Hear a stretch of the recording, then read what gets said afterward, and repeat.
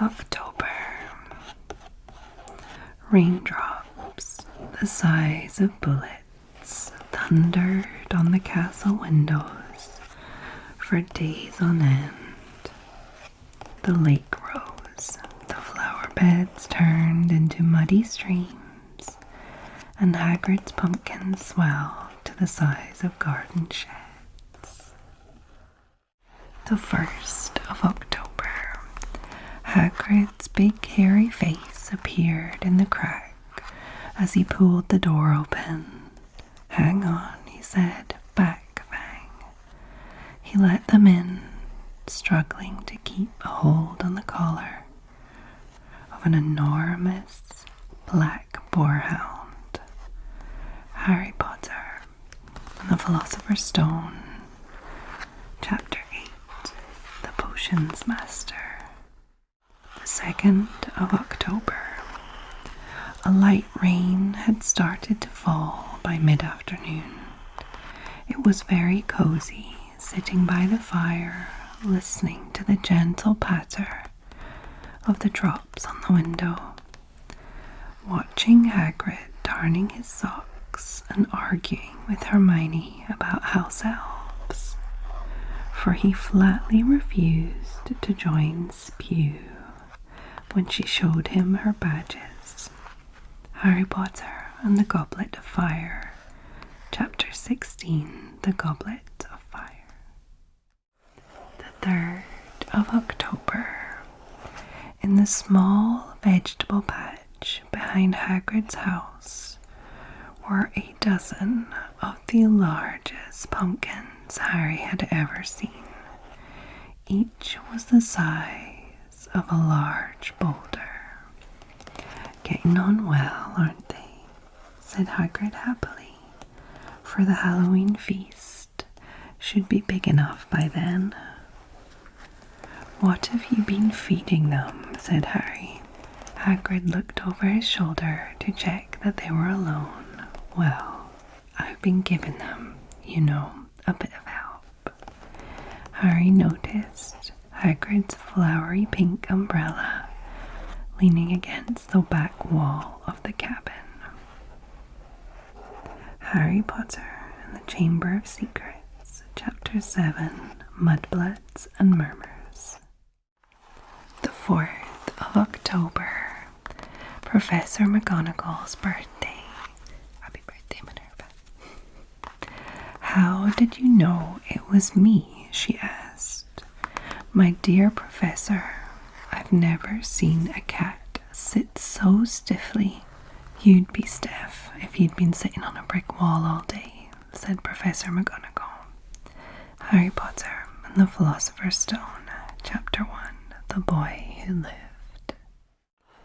The 5th of October. Transfiguration is some of the most complex and dangerous magic you will learn at Hogwarts, she said. "Anyone messing around in my class will leave and not come back. You have been warned." Then she changed her desk into a pig and back again. They were all very impressed and couldn't wait to get started, but soon realized they weren't going to be changing the furniture into animals for a long time. After making a lot of complicated notes, they were each given a match and started trying to turn it into a needle. By the end of the lesson, only Hermione Granger had made any difference to her match. Professor McGonagall showed the class how it had gone all silver and pointy and gave Hermione a rare smile. Harry Potter and the Philosopher's Stone, Chapter 8, The Potions Master. The 6th of October. The 3rd years emerged from Transfiguration at lunchtime on Monday, limp and ashen-faced, comparing results and bemoaning the difficulty of the task they had been set, which had included turning a teapot into a tortoise. Harry Potter and the Prisoner of Azkaban, Chapter 16, Professor Trelawney's Prediction. The 7th of October. All in favour of the DA, said Hermione bossily, kneeling up on her cushion to count. That's a majority. Motion passed. She pinned a piece of parchment with all their signatures on it to the wall and wrote across the top in large letters, Dumbledore's Army, Harry Potter and the Order of the Phoenix, Chapter 18, Dumbledore's Army. The 8th of October. We think the reason Umbridge doesn't want us trained in defense against the dark arts, said Hermione, is that she's got some mad idea that Dumbledore could use the students in the school as a kind of private army. She thinks he'd mobilize us against the Ministry. Harry Potter and the Order of the Phoenix, Chapter 16, in the Hogsmeade.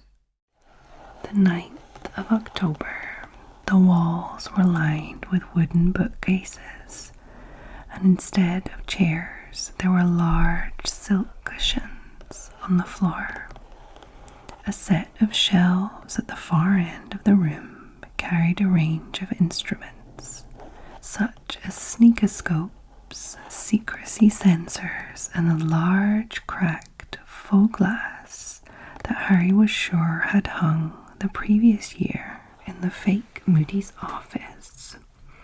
Harry Potter and the Order of the Phoenix, Chapter 18, Dumbledore's Army. The 10th of October. Expelliarmus, said Neville, and Harry, caught unawares, felt his wand fly out of his hand. I did it, said Neville gleefully. I've never done it before. I did it. Harry Potter and the Order of the Phoenix, Chapter 18, Dumbledore's Army. The 11th of October. Rain was still lashing the windows, which were now inky black, but inside all looked bright and cheerful.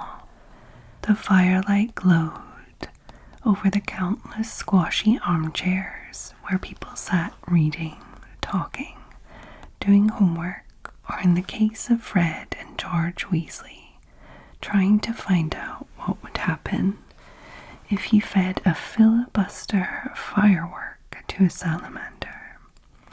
Harry Potter and the Chamber of Secrets, Chapter 8, The Death Day Party. The 12th of October. Crookshanks wandered over to them, leapt lightly into an empty chair, and stared inscrutably at Harry, rather as Hermione might look if she knew they weren't doing their homework properly. Harry Potter and the Goblet of Fire, Chapter 14, The Unforgivable Curses. The 13th of October. Does he have to eat that in front of us? Said Ron, scowling. Clever Crookshanks, did you catch that all by yourself? Said Hermione. Crookshanks slowly chewed up the spider, his yellow eyes fixed insolently on Ron.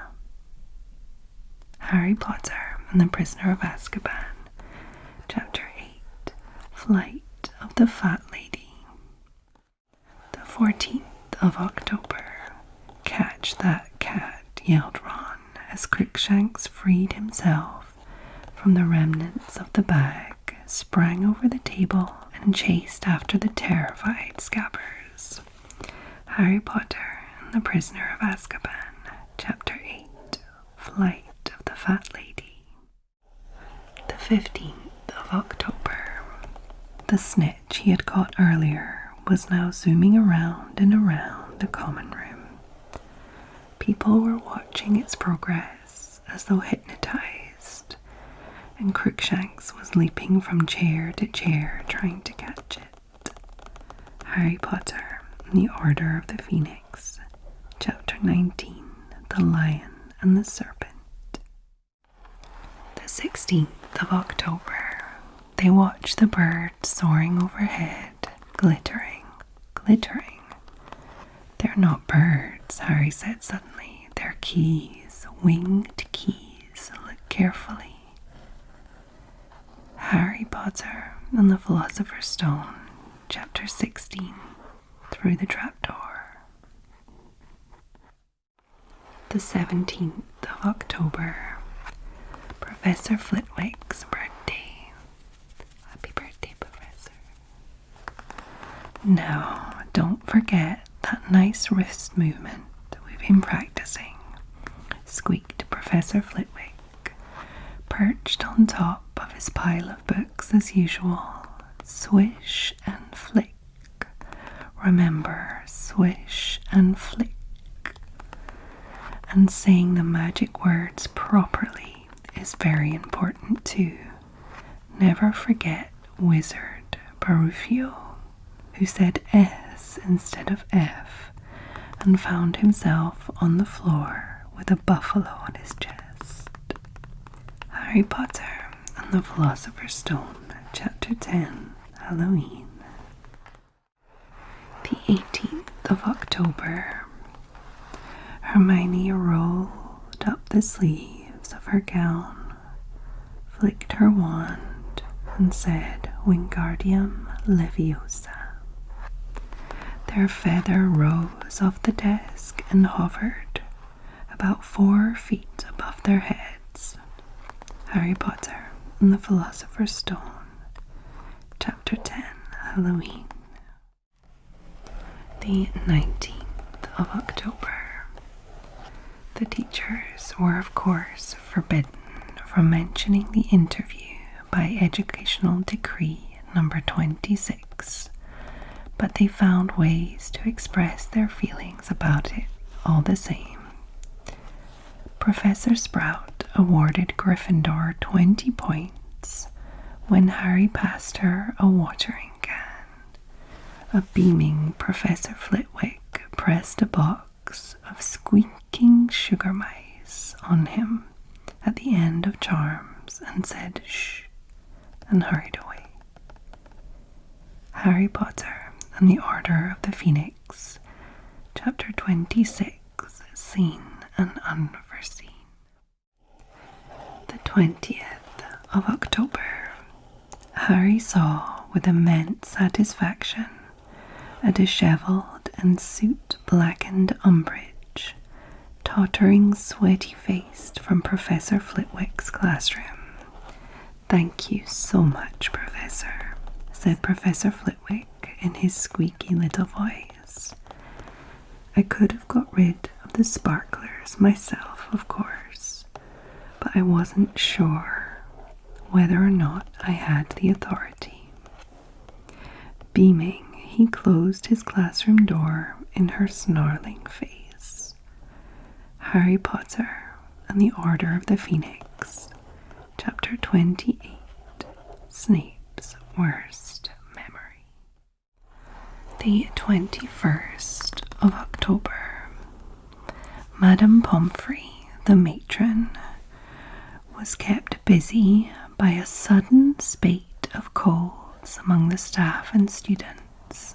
Her pepper-up potion worked instantly, though it left the drinker smoking at the ears for several hours afterwards.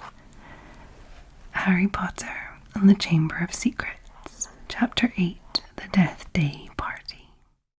The 22nd of October. First Hogsmeade weekend, said Ron, pointing at a notice that had appeared on the battered old notice board. End of October, Halloween, Harry Potter and the Prisoner of Azkaban. Chapter 8, Flight of the Fat Lady. The 23rd of October. He and Ron spent much of Sunday catching up with all their homework again, and although this could hardly be called fun, the last burst of autumn sunshine persisted, so rather than sitting hunched over tables in the common room, they took their work outside and lounged in the shade of a large beech tree on the edge of the lake. Harry Potter and the Order of the Phoenix, Chapter 17, Educational Decree number 24.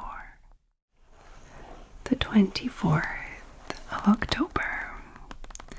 Well, this Halloween will be my 500th death day, said nearly Headless Nick, drawing himself up and looking dignified.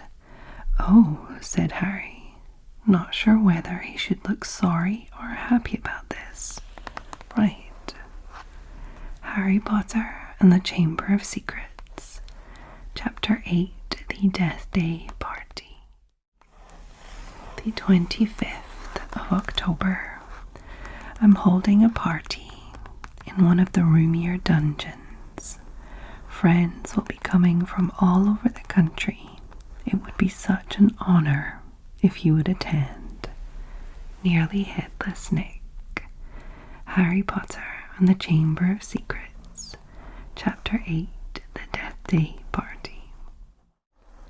The 26th of October. The dungeon was full of hundreds of pearly white translucent people, mostly drifting around a crowded dance floor, waltzing to the dreadful quavering sound of 30 musical saws played by an orchestra on a black draped platform. Harry Potter and the Chamber of Secrets, Chapter 8, The Death Day Party. The 27th of October. Large rotten fish were laid on handsome silver platters. Cakes burned charcoal black were heaped on salvers. There was a great maggoty haggis, a slab of cheese covered in furry green mould, and in pride of place an enormous grey cake in the shape of a tombstone with a tar-like icing forming the words, Sir Nicholas de Mimsy Porpington died 31st of October, 1492. Harry Potter and the Chamber of Secrets, Chapter 8, The Death Day Party. The 28th of October. On Halloween morning, they woke to the delicious smell of baking pumpkin wafting through the corridors. Harry Potter and the Philosopher's Stone, Chapter 10, Halloween. The 29th of October. The rest of the school were happily anticipating their Halloween feast. The great hall had been decorated with the usual live bats. Hagrid's vast pumpkins had been carved into lanterns large enough for 3 men to sit in, and there were rumours that Dumbledore had booked a troupe of dancing skeletons for the entertainment. Harry Potter and the Chamber of Secrets, Chapter 8, The Death Day Party. The 30th of October. Molly Weasley's birthday. Happy birthday, Molly. Mrs. Weasley set the potion down on the bedside cabinet, bent down and put her arms around Harry. He had no memory of ever being hugged like this, as though by a mother. Harry Potter and the Goblet of Fire, Chapter 36, The Parting of the Ways. The 31st of October, Halloween, nearly Headless Nick, Death Day. Happy Death Day, Nick. The The feast finished with an entertainment provided by the Hogwarts ghosts. They popped out of the walls and tables to do a spot of formation gliding. Nearly Headless Nick, the Gryffindor ghost, had a great success with a reenactment of his own botched beheading. Harry Potter and the Prisoner of Azkaban, Chapter 8, The Flight of the Fat Lady.